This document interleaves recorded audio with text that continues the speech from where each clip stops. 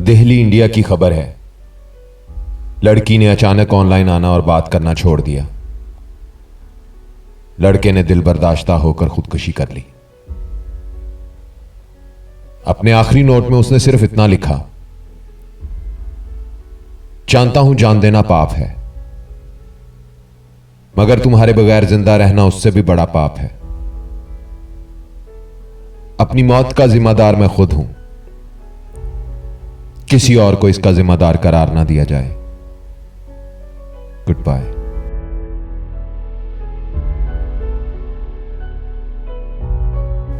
इस तरह की खबरें आए रोज सुनने को मिलती रहती हैं। पिछले दिनों भी इसी तरह की एक खबर इंस्टाग्राम पर मुझे एमडी राणा ने जयपुर इंडिया से शेयर की थी। किसी से मोहब्बत हो सकती है, मोहब्बत कामयाब या नाकाम भी हो सकती है। मोहब्बत कभी कभी जिंदगी के गलत फैसलों में से एक फैसला भी हो सकती है। मोहब्बत कल्बो जान की राहत और सरूर भी हो सकती है। मगर मोहब्बत ना मिलने पर मर जाना, यह कौन से वाली मोहब्बत है? यह मोहब्बत का कौन सा लेवल है? मेरे एक माहिर नफ्सियात दोस्त दीपक मुंबई इंडिया से कहते हैं, यह मोहब्बत का कोई लेवल नहीं, यह बेवकूफी और जहालत है। उनका कहना है जिंदगी ऊपर वाले का तोहफा है और इस तोहफे की कदर ना करना नाशुक्री है। पूजा ने इस पर कहा, हर खुदकुशी करने वाले का भी कोई ना कोई कातिल जरूर होता है। बजाय कातिल की निशानदही के हम मजम्मत करने लगते हैं, यह बात भी काबिले मजम्मत है।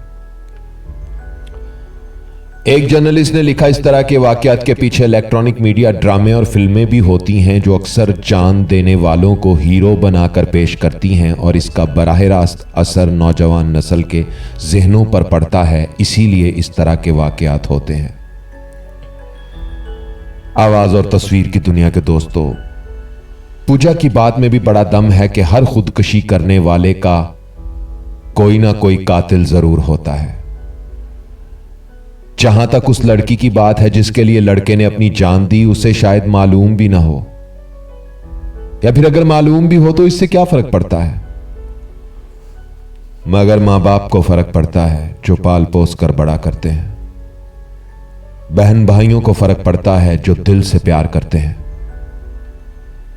दुनिया को किसी के आने या जाने से कोई फर्क नहीं पड़ता, मगर हसास दिल टूट जाते हैं, बिखर जाते हैं, वापस नहीं आ पाते, वहीं रुक जाते हैं, नफा और नुकसान से बेखबर हो जाते हैं। कुछ वैसे मर जाते हैं, कुछ जीते जी मर जाते हैं। कसूरवार कोई एक नहीं, बहुत कुछ ऐसा है जो कसूरवार है। कहीं मां बाप की तरबियत में कोई कमी रह जाती है और कहीं गलत दोस्त जिंदगी में आ जाते हैं।